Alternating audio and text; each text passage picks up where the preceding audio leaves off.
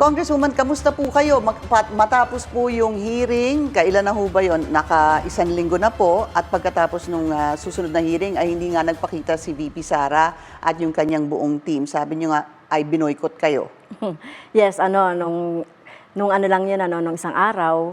Kaya, well, hindi namin kayang mag-antay hanggang sa dumating siya. Kaya kahapon, dinesisyonan na ng Committee on Appropriations. Dahil sinabi naman niya, kami na raw ang bahala doon sa budget niya. Kaya nagpasya na yung committee na tapyasan yung kanyang budget based doon sa, sinasabi ko nga, na mga duplication at saka mga redundant na mga projects, socio-economic projects and programs daw na ginagawa niya sa kanyang constituents na ginagawa naman yan talaga ng mga line agencies. So, 733 more or less million mula sa 2 billion pesos. Nagkaroon ho ba ng usapan na pisong budget o zero budget? Ay, wala. Walang ganong intention ang committee. Wala akong naririnig na ganon. Kahit na kami sa Makabayan, imposible naman na bigyan ng zero, di ba? So kawawa naman yung mga personnel, yung kanilang sweldo, yung kanilang mga benepisyo, kailangan din natin yan bayaran. Dito po kasi sa 733, 12% ay pupunta po sa mga salary, hindi ho ba? Sa mga sweldo ng staff ng OVP. Yes, Okay. oo. Tapos yung iba naman ay doon sa operations. Tama. Yung operations po ay hinati sa dalawa, hindi ho ba? Ibig ko sabihin 12% para sa operations at sweldo ng staff ng OVP. Tapos yung natitira pong bahagi ay para i-divide sa DOH ibibigay, tama ho, at sa DSWD, hindi ho ba? Yes, yung 1.2 billion na kinaltas. Yun yung sinasabi niyong duplication? Yes, oo. Like yung medical assistance, burial, yung magnegosyo sa taday, yung pagbabago, lahat yun mga duplication. Kaya dahil ang mga airline agency naman, meron na sila talagang nakalatag ng mga guidelines and rules doon sa mga project na yan. At nakita namin sa COA report, may mga deficiencies kasi doon sa pagpapatupad mga iba't ibang mga projects na yan. Kaya talagang dapat sa line agency na lang. Meron po akong naalalang usapan noon na sinabi na during the hearing na bakit hindi ho kaya ay nandun pa rin sa Office of the Vice President pero kumbaga parang i-endorse na lang doon sa DOH o sa DSWD. Hindi po mangyayari yon. Diretso po sa DOH at DSWD itong 1.3. Yes, hindi mangyayari yon. Kasi ang procedure kasi pwedeng endorse ng OVP, tapos sa DSWD, sila na rin kasi magdi-distribute. Hindi naman kasi pwede kami yung mag-distribute o yung VP. And you're happy with the 733 million budget of the OVP?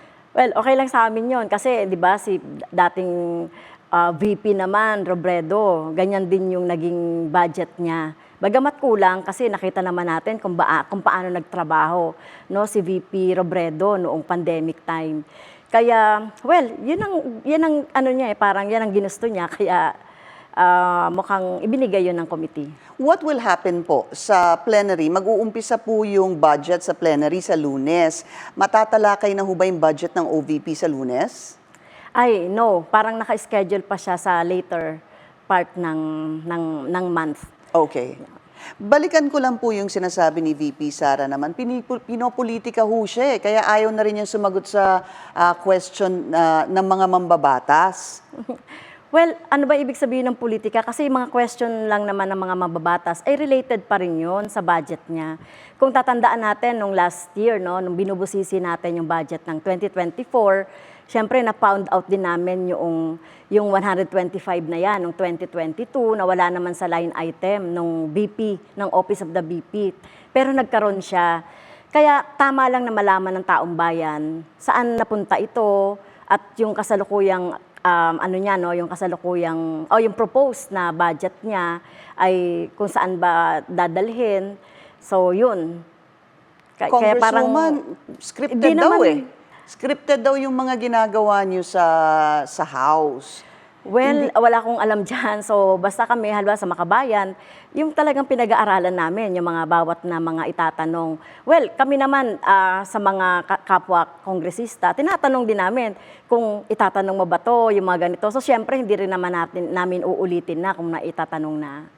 Opo. And then yung sinasabi po niya na nagkaroon din po ng pagkakataon na kaya hindi daw siya nagkaroon ng confidential funds dahil yung kayo ho ata, yung grupo ninyo, ay nagsabi kay Speaker Martin na wag na siya bigyan ng confidential funds. Well, parang sabi niya, binulungan daw namin. Opo. Well, hindi. Kasi, ano yan, talagang, di ba sa plenary namin, in-expose yan. Na, di ba, at sinabi namin yung marami, yung ganito, yung 125. At hindi lang siya yung kinaltasan.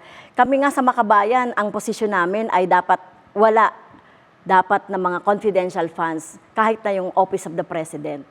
Kaya hindi niya pwedeng sabihin na dahil binulungan, ang lakas naman namin kay kay Speaker. kay Speaker, tatatlo lang kami.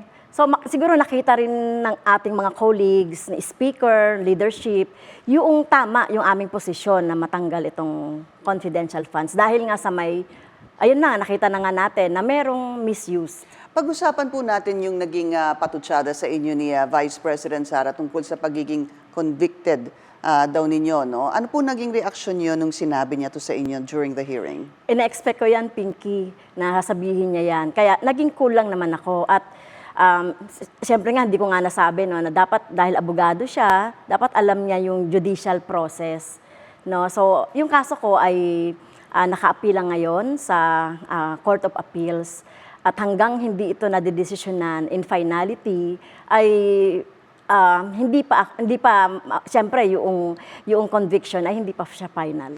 Quickly lang, pag-usapan natin dahil sinabi niyo din kanina, hindi ba yung nangyari din yung budget ng Pangulo that breezed through the Appropriations Committee and ilang minuto? 13 minutes? 15 minutes 15 ata? minutes. Ang bilis po. There was an Yes. objection, tapos nagkaroon ng let's divide the House. Natalo po kayo. No, natalo kaming tatlo ng Oo. Makabayan, na tatlong member ng Makabayan. So parang baliktad.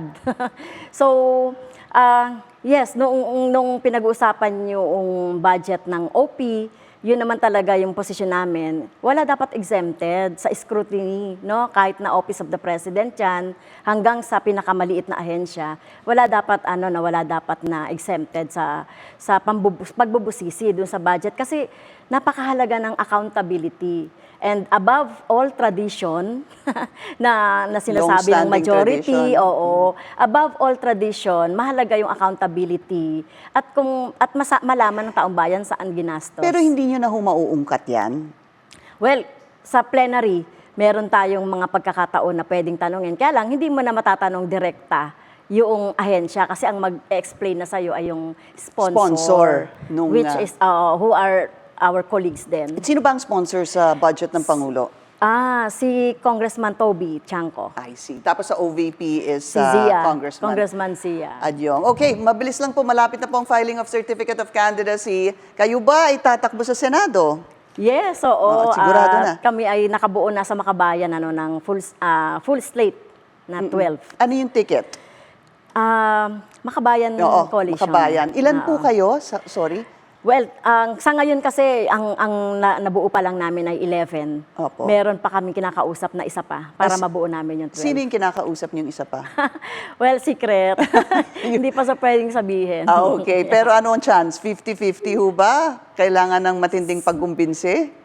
So, mukhang 50-50. 50-50. All right. Congresswoman Franz Castro, ma'am, maraming salamat po sa inyong oras. Yes, thank you, Pinky. Thank you.